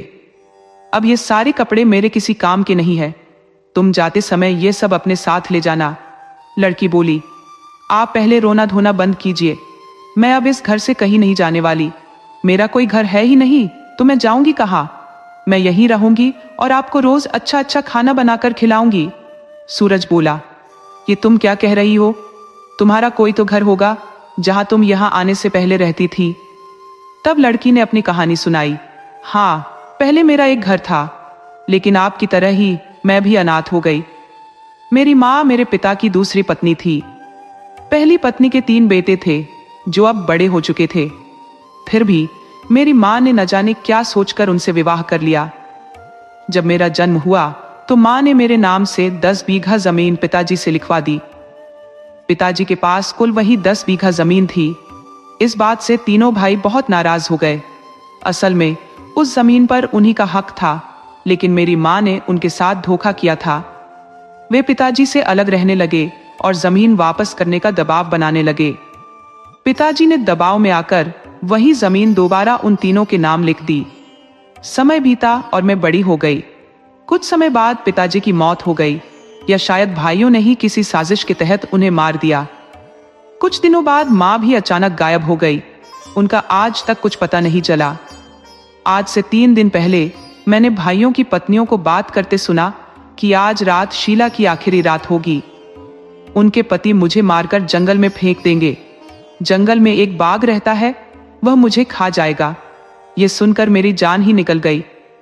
मेरे पास मां के दिए हुए कुछ गहने और 500 सोने की मोहरें थी। मैंने उन्हें तुरंत एक पोटली में बांधा, अपने बिस्तर पर कुछ कपड़े इस तरह रखे कि लगे कोई सोया हुआ है, और वहां से भाग निकली। मैं घर से निकलकर बाहर एक पेड़ पर चढ़ गई। आधी रात को मैंने देखा कि मेरे तीनों सौतेले भाई तलवारें लेकर पागलों की तरह मुझे ढूंढ रहे थे। जब वे मुझे ढूंढते हुए गांव के पूरब की तरफ चले गए तो मैं पेड़ से उतरकर पश्चिम की तरफ भागी। दिन के समय मैं एक जमींदार के बगीचे में छिपी रही। किस्मत अच्छी थी कि बारिश हो रही थी, जिससे मुझे भागने का मौका मिल गया, और मैं भागकर उसी बरगद के पेड़ पर चढ़ गई थी जहां रात में बिजली चमकने पर मैं डर कर आपके ऊपर गिर पड़ी, और आप मुझे भूत समझ बैठे थे और मैं भी आपको भूत समझी थी। लेकिन यहां आकर जब मैंने सोचा तो सारा मामला समझ में आ गया। अब आप ही बताइए, मैं किस घर जाऊं, कहां जाऊं? आपसे ज्यादा भला आदमी मुझे और कौन मिलेगा? जिस घर में हम दोनों पूरी रात रहे, लेकिन आपकी नीयत जरा भी नहीं बदली। ये देखकर मैंने मन में तय कर लिया कि आप ही मेरे लिए सही है। मैं आपके साथ गरीबी में भी अपनी पूरी जिंदगी बिता सकती हूँ। सूरज बोला, तुम मेरी पत्नी बनो, ये तो मेरा सौभाग्य होगा। मैं कल ही पंडित को बुलाकर तुम्हारे साथ विवाह कर लेता हूँ। लड़की बोली, आप किसी ढोंग डकौसले के चक्कर में मत पड़िए। आपका मन मुझसे मिल गया, मेरा मन आपसे मिल गया, तो भगवान को साक्षी मानकर हम पति पत्नी बन जाते हैं। हम आज से ही अपनी नई जिंदगी की शुरुआत करते हैं। अब आपको कहीं काम पर जाने की भी जरूरत नहीं है। मेरे पास 500 सोने की मोहरें हैं, जिनसे 15 से 20 बीघा उपजाऊ जमीन मिल जाएगी। आप उन पैसों से जमीन खरीद लीजिए और खेती कीजिए। मेरे पास इतने गहने हैं कि उन्हें बेचकर और भी जमीन ले सकते हैं, लेकिन ज्यादा का लालच ठीक नहीं है। हमें कम खर्च में ही गुजारा करना चाहिए। सूरज लड़की की हर बात मान गया। उसे घर बैठे बिठाए एक अच्छी पत्नी मिल गई थी। जो काम उसे नामुमकिन लगता था, वह अपने आप पूरा हो गया था। वह अपनी पत्नी के साथ प्यार से रहने लगा। जल्द ही उसने 30 बीघा जमीन खरीद ली और उस पर खेती शुरू कर दी। अब सूरज कोई मामूली मजदूर नहीं, बल्कि एक बड़ा किसान था। समय के साथ उनके घर एक बेटा हुआ जो बहुत होशियार था। वह अपनी मां की तरह ही बुद्धिमान था। सूरज ने उसका नाम विजय रखा। समय बीतता गया और विजय बड़ा हो गया। सूरज और उसकी पत्नी की इच्छा थी कि उनके 1-2 बेटे और हों, लेकिन भगवान जिसे जितना देता है उतना ही मिलता है। विजय बड़ा होकर अपने पिता के कामों में हाथ बटाने लगा। वह खेती बाड़ी का काम भी संभालने लगा था। अब सूरज को कोई चिंता नहीं रहती थी कि खेती का काम कैसे होगा, क्योंकि सब कुछ विजय देख लेता था। विजय के खेत से सटा हुआ लखन जमींदार का एक बड़ा बाग था। वह जमींदार पाशर गांव हसूलीपुर का था और कभी कभी ही चंदनपुर आता था। विजय ने जमींदार से कई बार मजाक में कहा था, जमींदार साहब, आप इतनी दूर से यह बाग देखने क्यों आते हैं? ये बाग मुझे दे दीजिए, जो भी पैसा होगा ले लीजिएगा। जमींदार कहता, बेटा, बाग तो मैं तुम्हें दे दूंगा, लेकिन मेरी एक शर्त है। वह शर्त मैं 5 आदमियों के सामने बताऊंगा। अगर तुम्हें मंजूर हो तो कल 5 लोगों के सामने अपनी शर्त रखूं। अगर तुमने शर्त पूरी कर दी तो मैं यह बाग तुम्हें मुफ्त में दे दूंगा। जमींदार एक बहुत चालाक आदमी था। वह किसी तरह विजय को अपने जाल में फंसाकर उसे अपना गुलाम बनाना चाहता था, लेकिन विजय उसकी बातों का असली मतलब नहीं समझ पा रहा था। वह बोला, ठीक है जमींदार साहब, कल आप अपनी शर्त बता दीजिएगा और अपने साथ 5 आदमी भी ले आइएगा। जमींदार बोला, तुम चिंता मत करो, आदमी तुम्हारे गांव के ही होंगे। मैं उन्हीं के सामने अपनी शर्त रखूंगा। दूसरे दिन जमींदार ने गांव के 5 लोगों को इकट्ठा किया और उनके सामने अपनी शर्त रखी। विजय का अभी तक विवाह नहीं हुआ है। शर्त यह है कि यह बिना ब्याहे अपनी ससुराल जाएगा और वहां से अपनी पत्नी लेकर आएगा। अगर यह पत्नी ले आया तो मैं इसे अपना 50 बीघा का यह बाग मुफ्त में दे दूंगा, और अगर नहीं ला पाया तो यह जिंदगी भर मेरे इस बाग की मुफ्त में रखवाली करेगा। विजय अपनी ही बातों में फंस चुका था। वह कई महीनों से जमींदार को चिढ़ा रहा था, तो आज जमींदार ने उसे अपने जाल में फंसा ही लिया। जमींदार ने उसे 2 दिन का समय दिया और कहा, परसों शाम तक यदि तुम अपनी पत्नी लेकर नहीं लौटे तो तुम्हें मेरे बाग की गुलामी करनी पड़ेगी। उसने एक शर्त और लगा दी कि विजय अपने घर भी नहीं जाएगा और न ही अपने माता पिता या गांव वालों से कोई मदद लेगा। विजय को शर्त के मुताबिक उसी समय अपने ससुराल ढूंढने निकलना पड़ा। वह घर नहीं गया, बल्कि खेत से ही चल पड़ा। वह बहुत तेजी से उत्तर दिशा की ओर बढ़ गया। चलते चलते उसके दिमाग में आया, मैंने ये क्या बेवकूफ़ी कर दी। मुझे जमींदार से शर्त लगाने की क्या जरूरत थी। अब मुझे अचानक से पत्नी कहाँ से मिलेगी? कौन अपनी बेटी मुझे यूं ही दे देगा? अगर मैं किसी से कहूंगा तो वह मेरा मजाक उड़ाएगा, और अगर किसी के घर जाकर ये कहा कि मैं अपनी ससुराल आया हूं तो लोग मेरी पिटाई कर देंगे। विजय का सिर चकराने लगा कि अब वह क्या करे। उधर जब इस बात की खबर सूरज और उसकी पत्नी को लगी तो वे हैरान रह गए कि उनके बेटे ने यह क्या पागलपन कर दिया। उसे शर्त लगाने की क्या जरूरत थी? जमींदार एक बड़ा आदमी है, वह जरूर बेटे को अपना गुलाम बना लेगा। अब तो भगवान ही मालिक है। कहां से लाएगा वह अपने लिए पत्नी?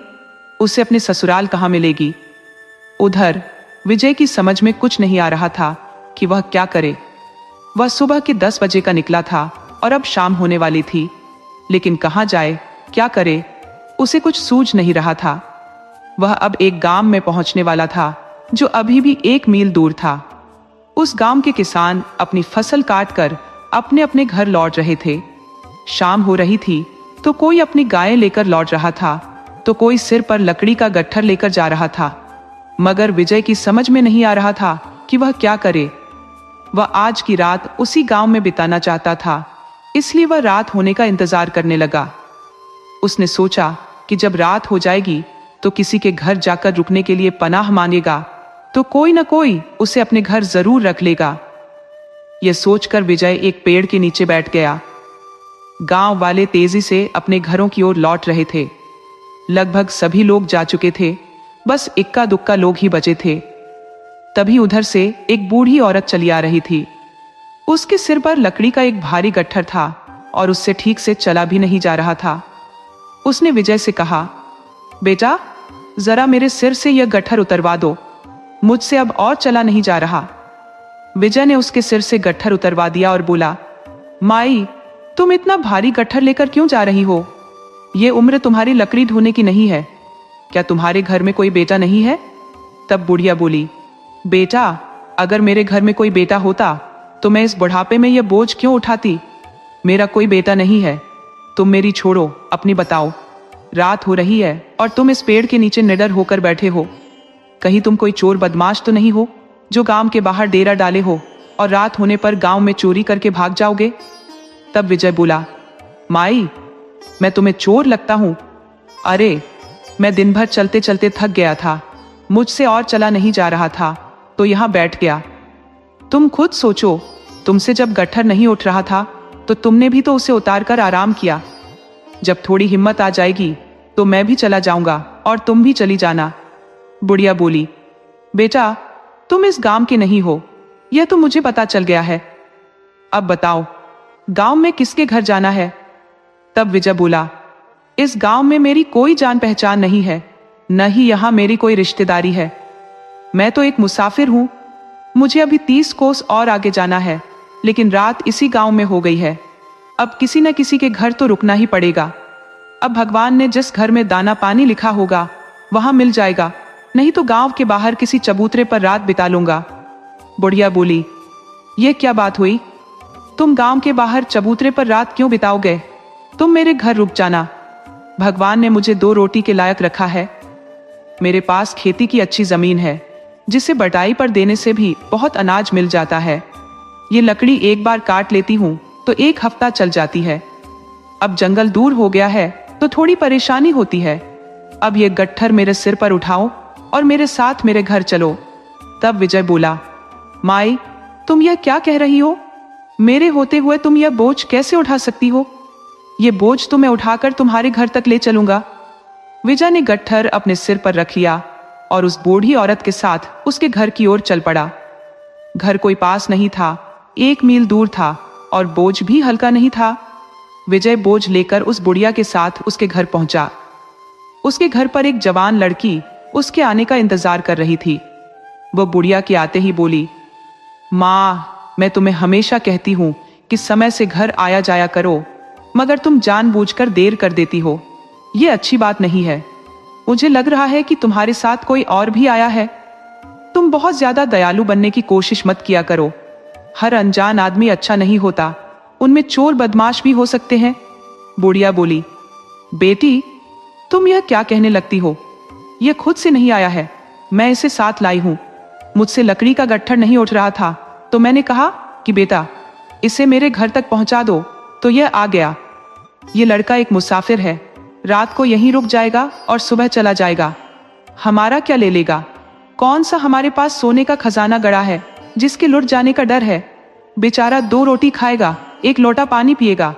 अन्न और जल ग्रहण करना तो भगवान ने खुद ही लिख रखा है कि किसे कहाँ दाना पानी मिलेगा।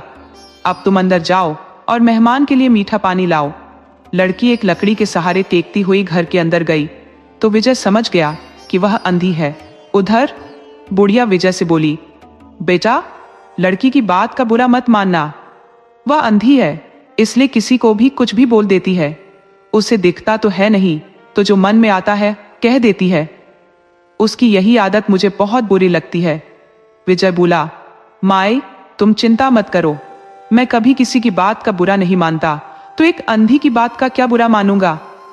फिर विजय ने पूछा, माए क्या यह जन्म से ही अंधी है? तब बुढ़िया बोली, नहीं बेटा, ये जन्म से अंधी नहीं है। ये बहुत सुंदर लड़की थी और दिन भर अपनी सहेलियों के साथ खेलती कूदती रहती थी। मैंने इसका विवाह भी कर दिया था, लेकिन गौना नहीं कराया था, क्योंकि तब यह सिर्फ 10 साल की थी। एक दिन यह अपनी सहेलियों के साथ जंगल में लकड़ी काटने की जिद करके चली गई और एक पेड़ पर चढ़कर लकड़ी काटने लगी। किस्मत खराब थी, वह पेड़ से गिर पड़ी। उसके सिर में गहरी चोट लगी और उसकी आंखों की रोशनी चली गई। मैंने उसका बहुत इलाज कराया, लेकिन वह ठीक नहीं हुई। मैंने एक साधु को भी दिखाया, तो उन्होंने भी कुछ नहीं किया। बस इतना कहा कि अभी रात चल रही है, आराम करो। इसके आगे उन्होंने कुछ नहीं बताया।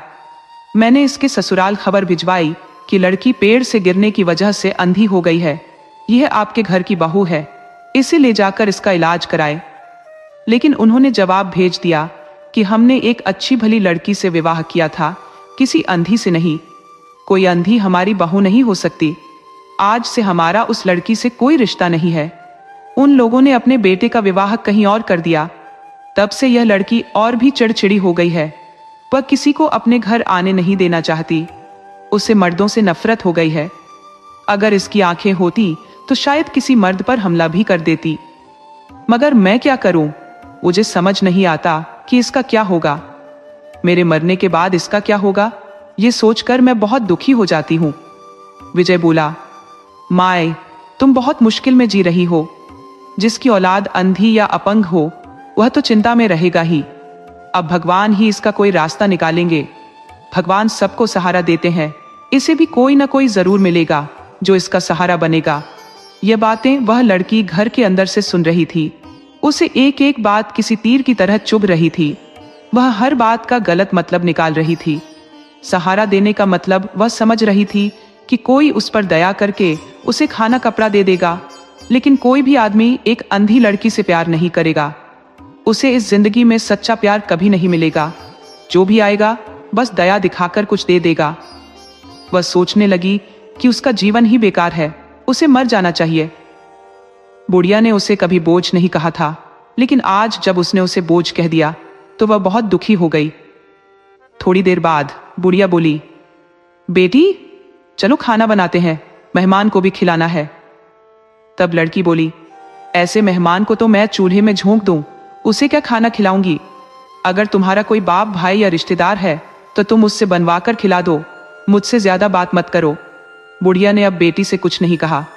वह विजय से बोली, बेटा अंधी की बात का बुरा मत मानना, तुम बैठका में आराम करो, मैं अभी खाना लाती हूँ। बुढ़िया ने घर के अंदर जाकर खाना बनाया और विजय को खिलाया। विजय ने पहले मन में सोचा था कि वह बुढ़िया से बात करके इस अंधी लड़की से ही विवाह कर लेगा, कम से कम जमींदार की गुलामी से तो बच जाएगा। मगर अंधी की जहरीली बातें सुनकर उसे लगा कि जमींदार की गुलामी इस लड़की से शादी करने से ज्यादा अच्छी है। और फिर उसके पास अभी एक दिन का समय था। पल में क्या हो जाए कोई नहीं जानता। हो सकता है उसे कोई और लड़की मिल जाए। यह भी हो सकता है कि जमींदार ही मर जाए। यह भी हो सकता है कि जिस तरह उसकी माँ उसके पिता के घर आई थी, उसी तरह कोई लड़की उसके घर आ जाए और उसकी माँ उसे अपनी बहू बना ले। रात भर में कुछ भी हो सकता है। लेकिन इस अंधी से विवाह न बाबा ना।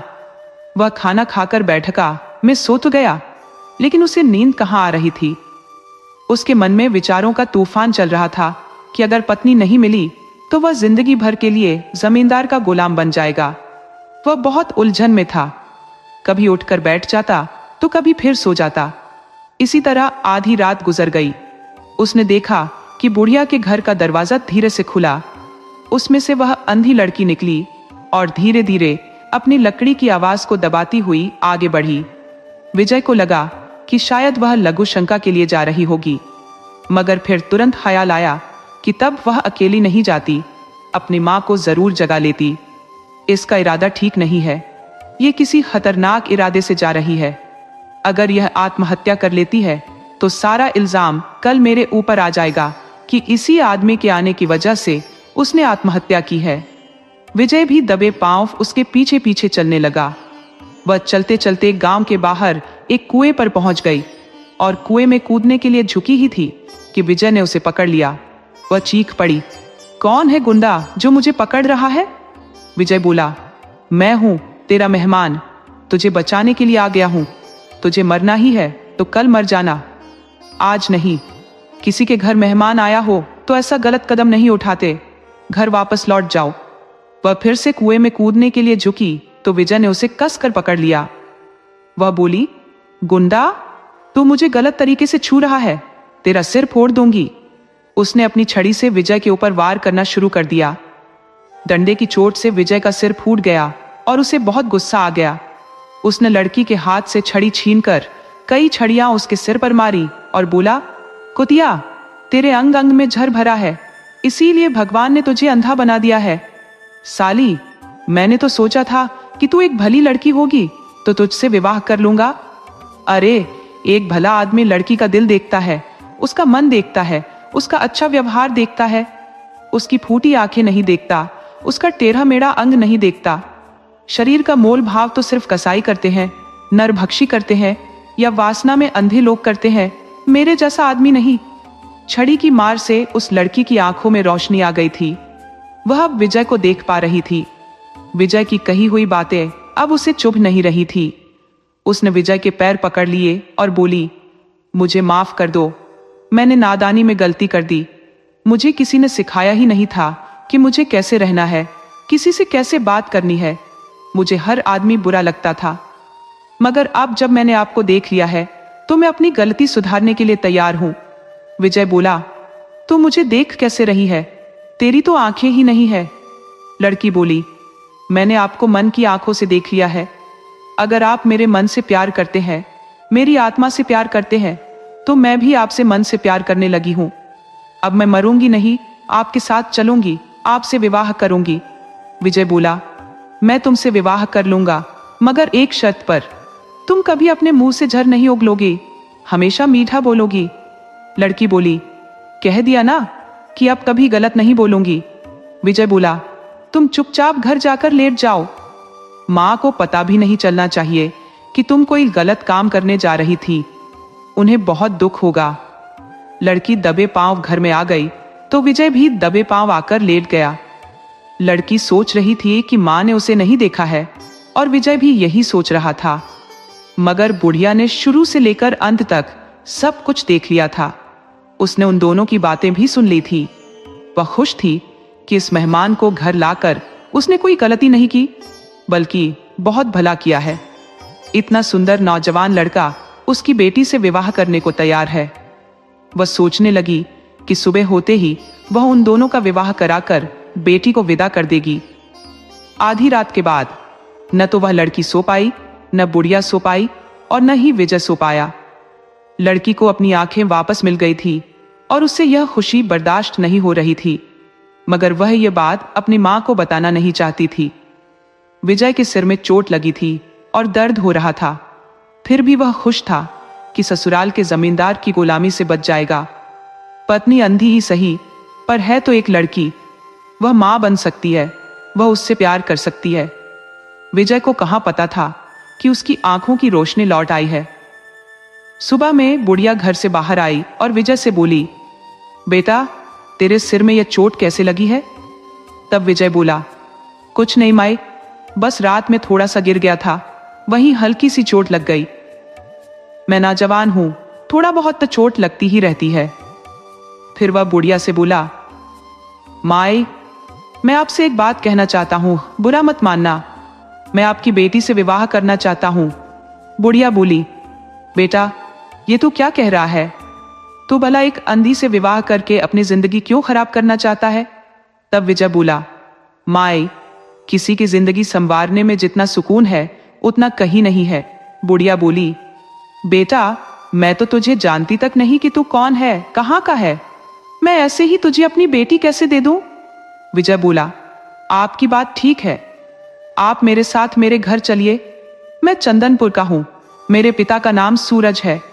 आप मेरे माता पिता से मिल लीजिए, उसके बाद ही बेटी का विवाह कीजिएगा। बुढ़िया ने सोचा कि देर करने से सब गड़बड़ हो जाएगा।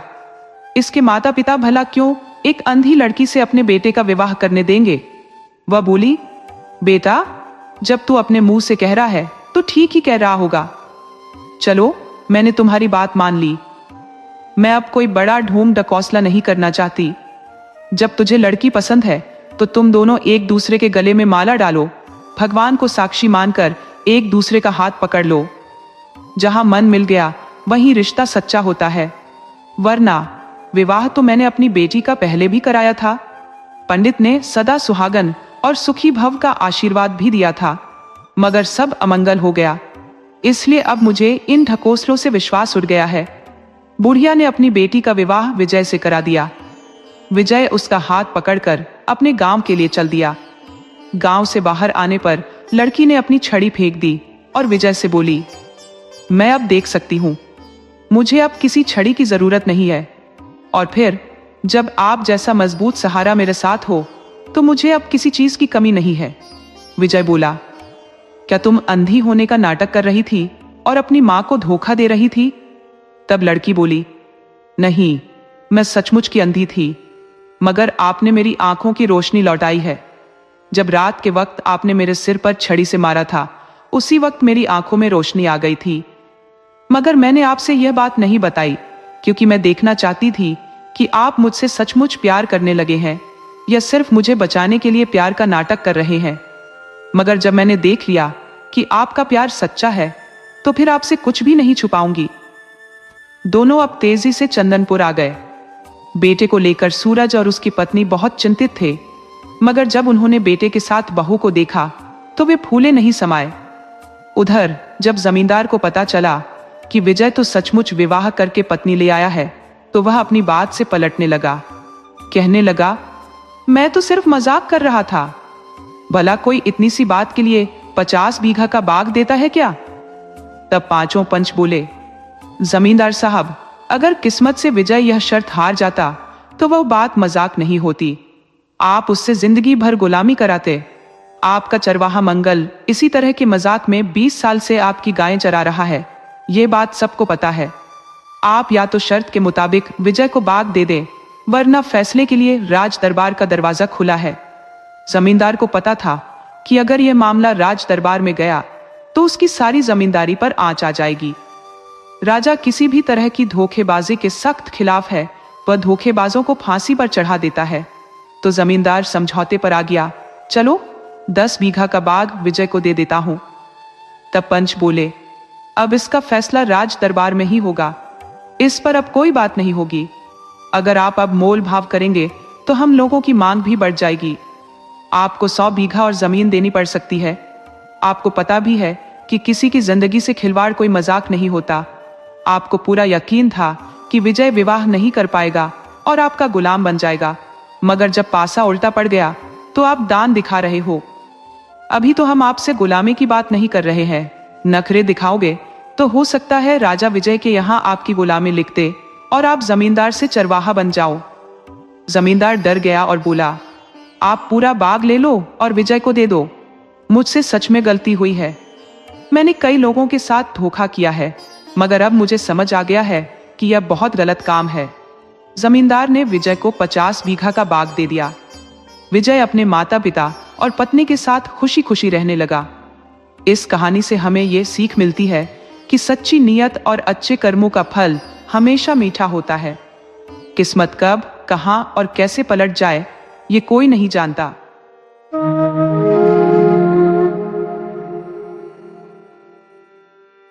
किसी छोटे से गांव में एक बूढ़ी औरत अपने 2 बेटों के साथ रहती थी। वह औरत अपने दोनों बेटों से बेइंतहा प्यार करती थी और अपनी पूरी मेहनत मशक्कत से घर का खर्चा चलाती थी। उसका पति भी काफी उम्रदराज था और वो भी जैसे तैसे मेहनत करके अपना गुजारा करता था। वक्त बीतता गया और धीरे धीरे बच्चे जवान हो गए। बूढ़ी औरत बहुत ही धार्मिक स्वभाव की थी। वह हमेशा पूजा पाठ में डूबी रहती और अगर कहीं से भी शान माता का बुलावा आता तो वह बिना देर किए वहां जरूर जाती। यहां तक कि अगर बुलावा नहीं भी आता तब भी वह पूरी कोशिश करती कि किसी भी धार्मिक आयोजन में शामिल हो सके। समय के साथ उसके बड़े बेटे की शादी हो गई। बहू घर आई, लेकिन उसकी सासू माँ की तरह नहीं थी। वह बहू बड़ी ही बुरे स्वभाव की थी। उसे न तो किसी से लगाव था और न ही घर के कामकाज से। वह देखती कि उसकी सास सुबह सुबह उठकर पूजा में लग जाती है, फिर जानवरों का चारा डालने और गाय भैंस के काम में जुट जाती है। ये देखकर बहू को लगता कि सारा काम तो उसे ही करना पड़ता है। इसी कारण वह अपनी सास से मन ही मन नफरत करने लगी थी। बहू ने सोच लिया कि अगर उसकी सास काम करेगी तभी वह भी काम करेगी, वरना वह भी हाथ पर हाथ धरकर बैठी रहेगी। जब भी सास पूजा करने बैठती, बहू कहती, मां जी, मैं भी आपके साथ पूजा करूंगी। सास ये सुनकर खुश हो जाती कि चलो, उसकी बहू भी पूजा पाठ में रुचि रखती है। लेकिन सच्चाई यह थी कि बहू